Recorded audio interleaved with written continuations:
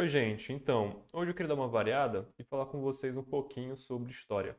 Existia uma cidade na Prússia, alguns séculos atrás, chamada Königsberg. Essa cidade era importante porque ela era basicamente centro econômico e cultural do país naquela época, certo? E uma coisa interessante sobre essa cidade é que tinha um rio, certo? Que cortava a cidade em várias partes. Por conta disso, a cidade meio que ficava separada em ilhas, certo? Porque o rio cortava e separava a cidade e tinha várias pontes que cruzavam de uma ilha até outra, ok? Então, um dos passatempos do pessoal naquela época era tentar montar um percurso que passasse por todas as pontes nesse determinado lugar da cidade, né, onde várias pontes juntas, sem cruzar a mesma ponte duas vezes. Por exemplo, tinha lá na cidade uma parte em que tinha 4 pedaços de terra, 4 ilhas, certo? E tinham 7 pontes, que eram as pontes mais famosas, por assim dizer, ok? Então, o que acontece? O pessoal queria saber se eles conseguiam passar por cada uma dessas pontes aqui sem repetir a mesma ponte duas vezes. Então, por exemplo, a gente podia começar aqui, certo? Nesse pedaço aqui de terra, descer aqui para o meio, passar por essa ponte e voltar por essa, depois talvez vir para cá, depois passar por essa ponte aqui em cima e descer para o meio de novo. E quando a gente descesse aqui para o meio de novo, a gente ia perceber que não ia ter nenhuma outra ponte que a gente não tenha visitado aqui, certo? Então, essa ponte aqui de fora ficou não visitada. A gente não conseguiu por ela, tudo bem? Então, o pessoal julgava que era possível fazer essa caminhada, fazer essa volta toda por aqui. Então, o que acontece aqui é o seguinte: a gente pode generalizar aqui um pouco e considerar que cada pedaço de terra desses aqui, na verdade, é um ponto, certo? Por quê? Porque não realmente interessa pra gente onde a gente começa, onde a gente termina nessa terra aqui, certo? O percurso que a gente faz por terra não interessa pra gente, apenas as pontes. E aí, o que a gente pode fazer aqui ainda assim, para abstrair um pouco mais o problema, é considerar que as pontes são caminhos entre esses pontos, certo? Então, por exemplo, entre esse pedaço de terra e esse pedaço de terra aqui do meio, tem duas pontes aqui, certo? Entre esse e esse pedaço de terra aqui, tem essa ponte que está representada por essa linha. Então, basicamente, nós temos essa figura, que é uma figura que tem 4 pontos e 7 caminhos em branco, certo? Essa figura aqui é um grafo, e muita gente fala que esse aqui foi provavelmente um dos primeiros grafos já desenhados, se não o primeiro, ok? Então, por que eu estou falando isso para vocês? Porque esse problema, na verdade, é um problema muito interessante. Foi um dos primeiros problemas que foi resolvido usando a teoria dos grafos. Então, o que acontecia era que o pessoal pensava que era possível resolver esse problema aqui. Só que o que acontece, na verdade, não tem como resolver.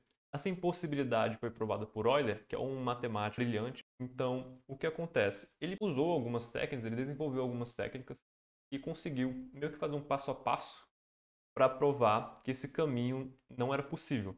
E ao fazer isso, na verdade, ele basicamente iniciou uma parte grande da pesquisa de teoria dos grafos, certo? Inclusive, algumas pessoas acreditam ele como o primeiro matemático a resolver um problema real usando a teoria dos grafos. Ok? Por conta disso, por conta desse avanço que ele fez, esse tipo de problema em que você está tentando passar por todos os caminhos sem repetir nenhum, é conhecido como problema do caminho ou circuito euleriano, ok? Então, qual a diferença entre caminho e circuito? É basicamente o caminho ele começa e termina em pontos diferentes, certo? E o circuito ele começa e termina no mesmo ponto. É um caminho circular, ok? Então, o que acontece aqui? Ele fez algumas observações e percebeu que tem alguns testes que o seu grafo passar para existir um ciclo e um caminho desse tipo, certo? Então, o que a gente precisa fazer aqui? Primeira coisa, a gente precisa ver o grau de entrada de cada ponto do nosso grafo. Então, o que é o grau de entrada? Imagina que esse ponto aqui é a sua casa, certo? Ou então o seu colégio, faculdade, trabalho, enfim. Essas setas aqui entrando são, digamos assim, ruas de mão única que levam até a sua casa, ok? Então, você pode ver que essas setas estão apontando para a sua casa, para o seu local de trabalho, para a sua faculdade, enfim. Elas estão apontando para dentro, então elas estão chegando, são caminhos que chegam nesse local. É isso aqui é o que a gente chama de aresta, ou enfim, arco, ou basicamente faz parte de um grafo direcionado. Então, esses caminhos aqui têm direção, ok? Então, ela está chegando nesse ponto verde. Quando a gente está trabalhando com um caminho, por exemplo, uma ponte, a ponte não tem diferença se você atravessa ela de um lado para o outro ou do outro lado para o primeiro, certo? Você pode fazer esse percurso de duas formas. Quando isso acontece, basicamente nós falamos que é não direcionado porque não importa a direção que você segue, o caminho funciona das duas formas. Então é como se o não direcionado fosse uma via de mão dupla, certo? E o direcionado fosse uma via de mão única, ok? Então o que a gente vai fazer? Como existem basicamente esses dois tipos de grafo e talvez umas misturas mais elaboradas deles, o que você vai fazer é o seguinte: para o caso em que seu grafo tem caminhos de mão única, você vai contar quantos caminhos estão chegando em cada ponto. Ok? Quando você tiver um grafo não direcionado, ou seja, todos os caminhos são de mão dupla, então você pode pegar qualquer caminho indo e voltando, você vai contar a paridade dele. Então o que isso significa? Nesse caso aqui eu estou contando, tem 4 caminhos chegando. Aqui eu estou vendo que também tem 4 caminhos chegando, só que eu quero saber não o número, em si a paridade. 4 é um número par, então eu vou guardar, falar que esse ponto aqui tem um número par de caminhos chegando nele. Ok? Então, você vai fazer a mesma coisa para o grau de saída. Esses aqui são pontos diferentes, ok? E a gente pode ver que desse ponto tem 3 caminhos saindo, ok? 3 caminhos de mão única saindo. Então a gente vai lá e fala que o grau de saída dele é 3, porque tem 3 caminhos saindo. Só que para esse ponto aqui, em que os nossos caminhos não têm direção específica, ou seja, são todos caminhos de mão dupla, a gente simplesmente guarda a paridade do grau de saída, certo? Então a gente tem 3 caminhos aqui, 3 é o número ímpar, a gente vai falar que esse ponto aqui é ímpar, ok? Então o que acontece? Para a gente ver se o ciclo existe, a gente precisa fazer alguns testes. Esses testes vão variar para o caso direcionado e para o caso não direcionado, ok? Mas não muda muito. Para o caso direcionado, o que você vai ver é o seguinte: todos os pontos têm a mesma quantidade de caminhos chegando do que caminhos saindo, ou seja, a diferença entre o grau de entrada e o grau de saída é zero, então existe um ciclo, ok? Mantenham isso na cabeça de vocês por enquanto. Se você tiver um ponto em que existe uma diferença entre a quantidade de caminhos que chegam e caminhos que saem, então o ciclo não vai existir, ok? Para o caso direcionado, você vai ter que verificar se todos os pontos têm um número par de caminhos conectados a eles, ok? Se todos os pontos tiverem um número par, você vai ter um ciclo euleriano, ok? Se você tiver um único ponto que não for par, você não tem mais o ciclo, não tem mais como fazer o ciclo, você pode verificar se existe a existência de um caminho, ok? Então, o que acontece? Primeiro, a gente vai verificar a existência do ciclo. Se não existiu o ciclo, aí nós vamos verificar se o caminho existe ou não, ok? Por quê? Porque eles meio que são mutuamente exclusivos, ok? Se existir um ciclo, quer dizer que o ponto em que a gente começar o nosso percurso, nós vamos terminar ele, certo? Então nós vamos passar por vários pontos e vamos terminar onde a gente começou. Já o caminho, ele implica que a gente vai começar em um lugar e terminar em outro. Então não tem como os dois existirem ao mesmo tempo, ok? É claro que talvez você possa passar por algumas pontes, alguns caminhos, e quando você estiver satisfeito, parar, certo? Percorrendo um ciclo, só que você termina antes de voltar para o ponto. Mas aí não é nosso problema aqui por enquanto, ok? Aqui a gente está querendo fazer uma forma de passar por todos os caminhos e terminar no mesmo ponto em que a gente começou, ou então passar por todos os caminhos e terminar num ponto diferente, tá bem? Esse é o escopo do nosso problema. Então, depois de verificado se existe ou não um ciclo, a gente vai ver. Se existiu o ciclo, a gente não precisa fazer as verificações que eu vou falar aqui agora.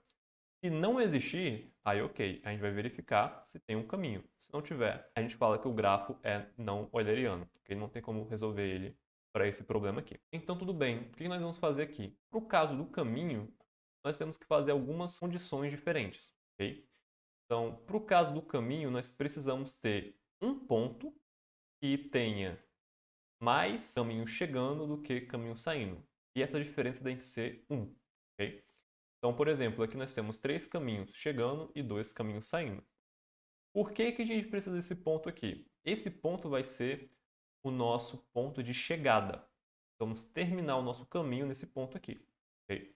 E nós precisamos também ter um ponto que tenha mais caminhos de saída do que caminhos de chegada.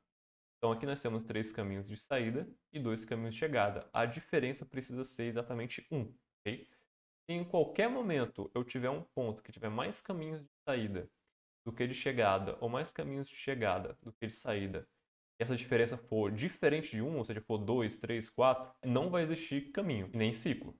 Então, o que a gente vai fazer aqui agora? Se tiver exatamente um ponto que tiver essa diferença aqui, exatamente um ponto que tiver essa diferença aqui, significa que nós temos um ponto de começo válido e um ponto de fim válido. Se a gente tiver mais de um ponto válido para terminar, não vai existir caminho. Se a gente tiver mais de um ponto para começar e for válido, a gente não vai existir caminho, ok? A gente precisa ter exatamente um de cada. No caso do problema não direcionado, ou seja, todos os caminhos aqui são vias de mão dupla, nós precisamos ter exatamente 2 pontos que sejam de paridade ímpar, ok? Eles não podem ser pares. Então, basicamente, vai ter o nosso grafo lá, vai ter 2 pontos e vai ter um número ímpar de caminhos ligados a ele. Todo o restante tem que ser par. Se tiver 3 pontos ímpares, não vai existir mais caminho, ok? Então, tudo bem. O que acontece? Nesse caso aqui é um pouco diferente, porque como cada caminho serve para ir e para voltar, você pode tanto começar no primeiro ponto ímpar e terminar no segundo, quanto terminar no segundo e voltar para o primeiro.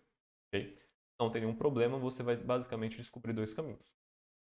Então, ok, essas são basicamente as nossas condições de existência. O que a gente precisa fazer agora é desenvolver um algoritmo para resolver esse tipo de problema, certo? Eu tenho aqui um grafo não direcionado, todos os caminhos são vias de mão dupla. Estou batendo essa tecla para vocês gravar esse conceito na cabeça de vocês. Então o que a gente precisa fazer aqui é o seguinte, esse grafo aqui está bem vazio, tem poucas informações nele, ok? A primeira coisa que a gente vai fazer é rotular cada ponto, para a gente conseguir discernir entre eles. Então o que eu fiz aqui foi colocar vários números, vários índices, certo? Para representar os nossos pontos. Então eu comecei em 0, fui em 1, 2, 3, 4, 5 e 6. Depois eu procurei quais são os pontos que têm paridade ímpar, ok? Eu vejo aqui que meu ponto 0 tem 1, 2, 3 caminhos saindo dele, 3 é um número ímpar, então o 0 tem paridade ímpar. Okay? E o ponto 6 também tem 3 caminhos ligados a ele. A gente pode ver que todos os outros pontos têm paridade par, certo? Aqui o ponto 1 tem 2 caminhos, o ponto 2 tem 2 caminhos, o ponto 3 tem 3 caminhos de um lado, 3 do outro, totalizando 6. Okay? O 4 tem 2 caminhos e o 5 tem 2 caminhos. Então, nós temos exatamente 2 pontos e o restante tudo par. Então, a gente vai saber que aqui existe um caminho. Por que não existe um circuito? Porque nós temos 2 pontos ímpares.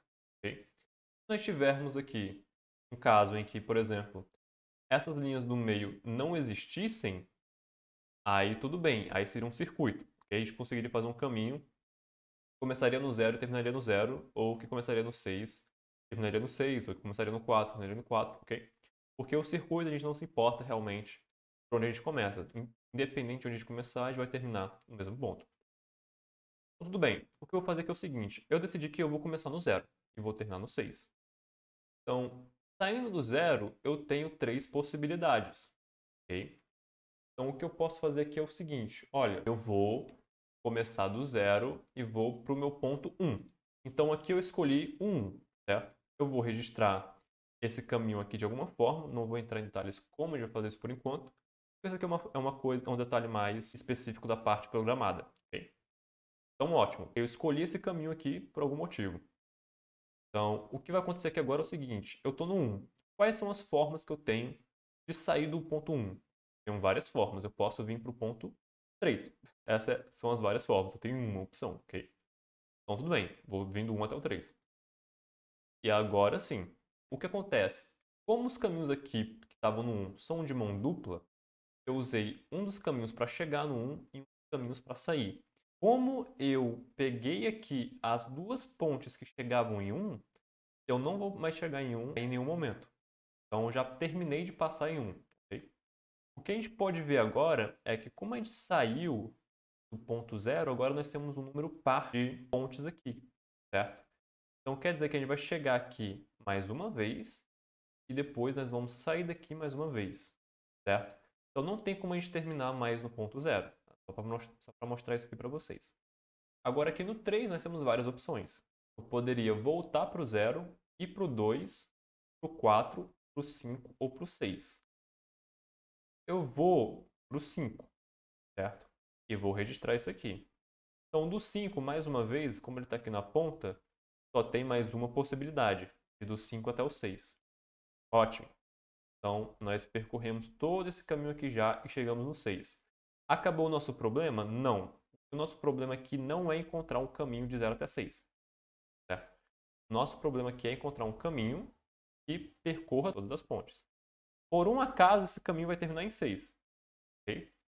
6 não é o nosso objetivo. O nosso objetivo é passar por todas as pontes. 6 só vai ser o ponto final dessa minha rota.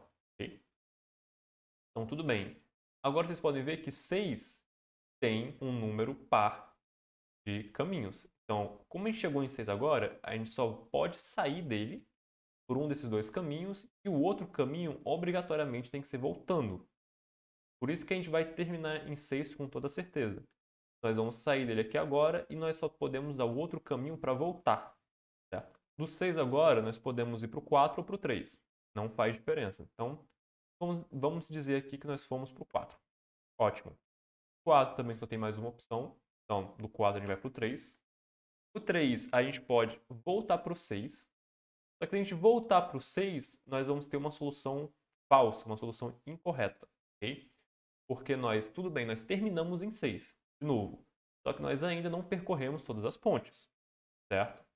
Então, mais uma vez, nosso objetivo não é chegar no 6, é percorrer todas as pontes. Então, do 3, a gente só pode ir para o 2 ou para o 0. A gente pode escolher o 2 aqui, por exemplo. Do 2, só temos mais uma opção, que é ir para o 0. E agora fica bem óbvio qual o caminho que a gente precisa seguir, certo? Nós precisamos vir daqui, ir para o 3 e depois chegar no 6. Se não existissem essas duas pontes aqui, percebam que a gente acabou de fazer um circuito euleriano, certo? A gente começou em 0 e terminou em 0. Se essas duas pontes não existissem, por aqui acabava o programa, certo? E a gente devolvia essa sequência aqui de passos. Só que ainda tem duas pontes que a gente não passou, então a gente vai terminar o nosso percurso. Então, nós vamos do 0 até o 3 e do 3 até o 6. Mais uma vez, percebam uma coisa. Eu poderia ter começado no 0, como eu também poderia ter começado no 6. Se eu tivesse começado no 6, era só eu ler essa sequência de trás para frente. Então, poderia ter um caminho que era 6, 3, 0, 2, 3, 4, 6, 5, 3, 1, 0. Okay? Também é um caminho euleriano válido. Okay? E outra coisa, existem, como vocês devem ter imaginado vendo o slide passo a passo, vários outros caminhos eulerianos por aqui. Okay? Não só caminhos inválidos, mas também tem outros caminhos válidos. Só que como a gente não tem uma forma de medir qualidade dos caminhos, já que de toda forma nós vamos passar por todos esses pontos aqui e por todas essas pontes, então qualquer caminho está bom para a gente. Então a gente para quando a gente encontrar o primeiro, tudo bem? Então pode ser que existam 10, 20, 30 outros caminhos por aqui. Eu apenas peguei o primeiro que eu achei. Então é basicamente isso para a teoria.